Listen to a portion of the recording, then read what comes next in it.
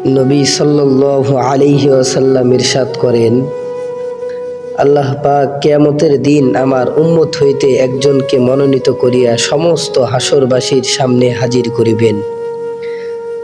অতঃপর তাহার সামনে তাহার আমলের ৯৯টা দফতর খুলিবেন। প্রত্যেকটি দফতর দৃষ্টির শেষ সীমা পর্যন্ত লম্বা হইবে। জিজ্ঞাসা করা হইবে, ইহার মধ্যে তুমি কোনটি অস্বীকার করো? আমার ফেরেশতারা কি তোমার ওপর কোনো জুলুম করিয়াছে? সে বলিবে, না, বরং আমি ইহার সব কিছুই করিয়াছি। আল্লাহ পাক বলিবেন, এই সমস্ত বদ আমলে তুমি কি কোনো কৈফিয়ত দিতে পারো?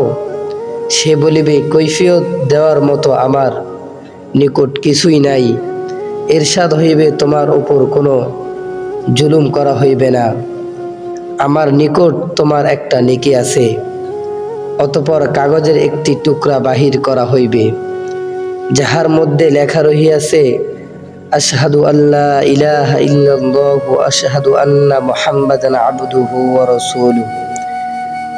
তারপর ইরশাদ হইবে, যাও, ইহাকে ওজন করিয়া লও। সে বলিবে, এত বড় দফতরের মোকাবেলায় ইহার কি ওজন হইতে পারে? অবশেষে যখন ওজন করা হইবে, তখন ৯৯ দফতরের পাল্লা হালকা হইয়া উড়িতে আরম্ভ করিবে। সুতরাং বোঝা গেল, আল্লাহর নাম হইতে ভারী আর কোনো বস্তুই হইতে পারে না। ইহা ইখলাসেরই বরকত। ইখলাসের সহিত একবার কালেমা পড়ার দরুন উহা সমস্ত দফতরের উপর ভারী হইয়া গেল। সুতরাং কেহ অন্য কোনো মুসলমানকে নিজের চেয়ে ছোট মনে করিবে না এবং নিজেকে শ্রেষ্ঠ মনে করিবে না। কেননা কাহার কোন আমল আল্লাহর নিকট অধিক প্রিয় তাহা কেহই বলিতে পারে না। হাদিস শরীফে বনি ইসরাইলের 2 ব্যক্তির কাহিনী আসিয়াছে।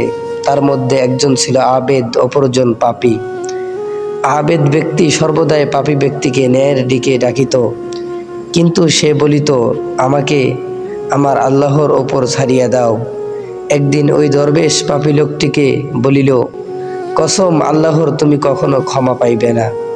আল্লাহ পাক উভয়কে আলমের রুহের মধ্যে একত্রিত করিলেন এবং পাপীকে এই জন্যই যে সে রহমতের আশা করিত মাফ করিয়া দিলেন, এবং আবেদকে গুরুতর কসম খাইবার দরুন আযাবে গ্রেফতার করেন। স্বয়ং আল্লাহ পাক বলেন, নিশ্চয়ই আল্লাহ তাআলা শিরক ব্যতীত যে কোনো পাপ যাহাকে ইচ্ছা মাফ করিয়া দিতে পারেন। কাজেই অমুকের গুনাহ মাফ হইবে না, ইহা বলিবার কাহারও অধিকার নাই। এখানে একটি কথা বিশেষভাবে লক্ষণীয় যে, যেখানে দিনদার লোকের পক্ষে গুনাহগারদেরকে দোজখী বলা গুরুতর অপরাধ, সেখানে পাপীদের পক্ষে বেদাতি দরবেশদেরকে বুজুর্গ মনে করাও সমান অপরাধ।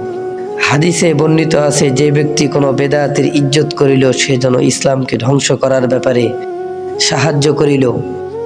বহু হাদিসে বর্ণিত আছে, আখেরি জামানায় বহু দাজ্জাল, দাগাবাজ এবং মিথ্যাবাদীর আবির্ভাব হইবে। তাহারা এমন সব হাদিস শুনাইবে যাহা তোমরা কখনো শুনো নাই। তাহারা যেন তোমাদেরকে গোমরাহ করিতে না পারে এবং ফিতনার মধ্যে ফেলতে না পারে।